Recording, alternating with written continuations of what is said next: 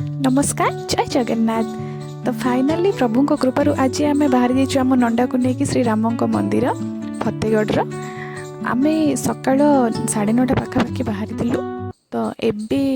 11:30 हो गला आउ अध घंटे भितर आम पहुँचीजु पाखापाखि हो गलु मंदिर रे पहुँची गलु एवं आसला बेले बहुत घाई पूरा बुली बुली बुली बुली आसिलु कहीं यही मंदिरटा बहुत उच्चरे माने पहाड़ ऊपर अच्छी तो आपण जी भी आसी जानी केते उच्चार यहाँ अच्छी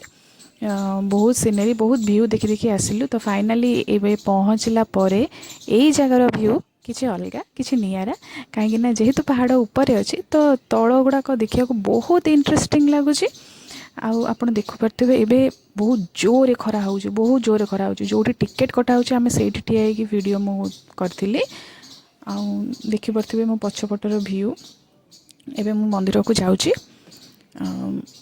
एते खरा अच्छी माने मुह जली जाऊँगी देखा जाऊनी ठीक से सो दैट मु चश्मा पिंधीची यहाँ हूँ पार्किंग जगटा जोड़ा देखली ए साइड्रे एवं आगे मौसा मौसी चली चली जाऊँगी तो मु देखा देखु केमती देखिपुर कितने सुंदर है तो आगर जोड़ा देखा जाउची ऑरेंज कलर तो घरटा से चप्पल स्टैंड अच्छे से चप्पल रखिए एवं चप्पल रखी सारा पर सीढ़ी चढ़ी चढ़ीका जीवे आउ एते जोरे खरारे ताती जाइए पाद जमा भी रखी होनी पूरा फोटका है भाया लगुच तो एत बाट ट्रावेल कला परे आमे पहुँची गलु मंदिर रे माने सीढ़ी चढ़ी आसला पहुँची गलु मंदिर रे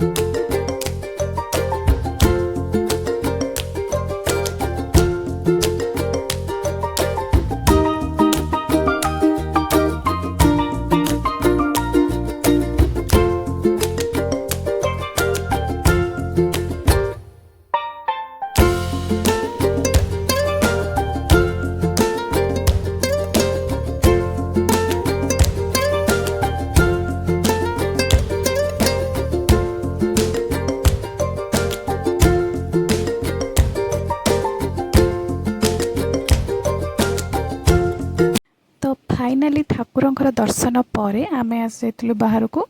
जेहेतु पहाड़ पड़ जाइथिला सांगे सांगे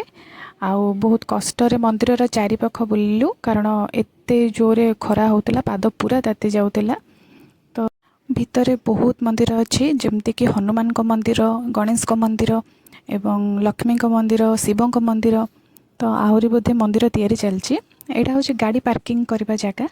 तो जो मैंने भी कार पर्सनल कार बा ट्रैवल गाड़ी आनी तो ये आनिक पार्किंग करेंगे बट आई थिंक बस ये अलाउ नहीं आउ एठी देखंतु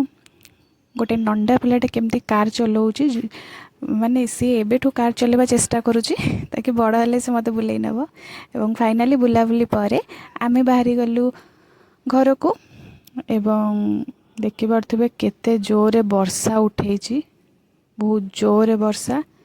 तो मंदिर रे प्रसाद सेवनर सुविधा थिला किंतु बहुत खरा जोगु आमे खाई पार नथिलु तो होटल आसिक खाइलु बढ़िया सादा आइटम बहुत सादा सिंपल खाद्य बट टेस्ट थिला।